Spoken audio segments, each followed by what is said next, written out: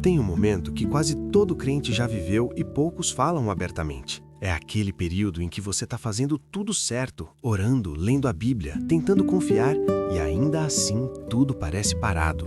O emprego não vem, o relacionamento não resolve, a saúde não melhora. E aí vem o pensamento que dói mais do que qualquer problema. E se Deus tiver esquecido de mim? Dona Teresa tinha 53 anos quando passou por isso. 3 anos orando pelo mesmo pedido, sem resposta visível. Ela não largou a fé, mas admitiu para si mesma que estava começando a duvidar. Foi num culto comum, numa terça-feira de chuva, que o pastor leu um versículo que ela conhecia de cor, mas que dessa vez pousou diferente. E foi naquele momento que ela entendeu. Deus não tinha esquecido. Ele estava preparando. Se você está nesse lugar agora, nesse silêncio que parece abandono, o que vou te mostrar hoje pode mudar a forma como você enxerga tudo o que está acontecendo na sua vida. Porque a Bíblia é clara. Existe uma diferença enorme entre Deus te abandonando e Deus te preparando. E essa diferença aparece em sinais que a maioria das pessoas não sabe reconhecer.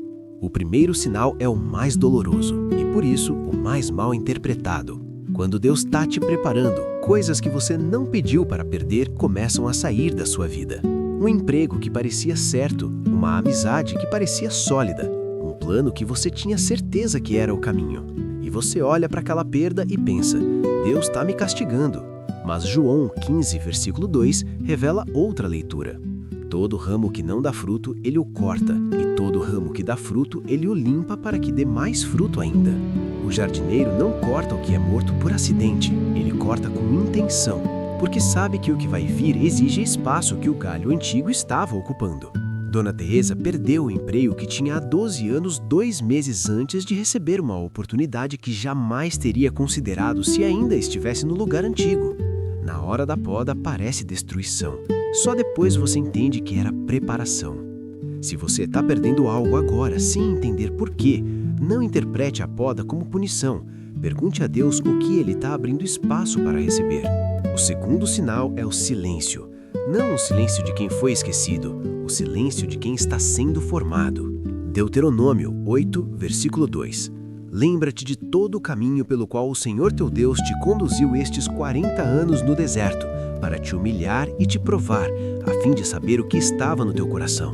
Moisés ficou 40 anos no deserto antes de liderar o maior êxodo da história.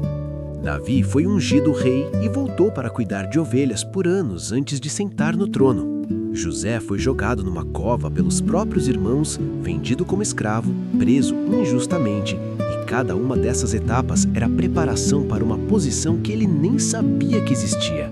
O deserto não é o lugar onde Deus te esqueceu, é o lugar onde Ele está trabalhando o que aparece por fora, o caráter, a fé que não depende de circunstância, a humildade que vai sustentar o que vem. Se sua vida está num período de silêncio e espera, você não está parado, você está sendo trabalhado por dentro. No deserto, a pergunta certa não é quando isso vai acabar, mas o que Deus está formando em mim nesse período que eu não conseguiria aprender em outro lugar. O terceiro sinal é o mais sutil e talvez o mais poderoso. Salmo 37, versículo 4. Deleita-te no Senhor e Ele te concederá os desejos do teu coração. Quando Deus está te preparando, algo começa a mudar no que você quer. Aquela oração que você fazia todo dia com urgência começa a soar diferente. O pedido continua, mas a desesperança diminui. E em algum momento, você percebe que o que está pedindo mudou. Não porque desistiu, mas porque cresceu. Porque a preparação de Deus não é só para te dar o que você pediu, é para te transformar na pessoa que vai saber o que fazer com o que vem. Dona Teresa passou 3 anos pedindo que Deus mudasse a situação. No terceiro ano, ela percebeu que estava pedindo algo diferente, que Deus a mudasse a ela. E foi exatamente quando essa oração mudou que as coisas começaram a se mover. Observe os seus próprios desejos com atenção.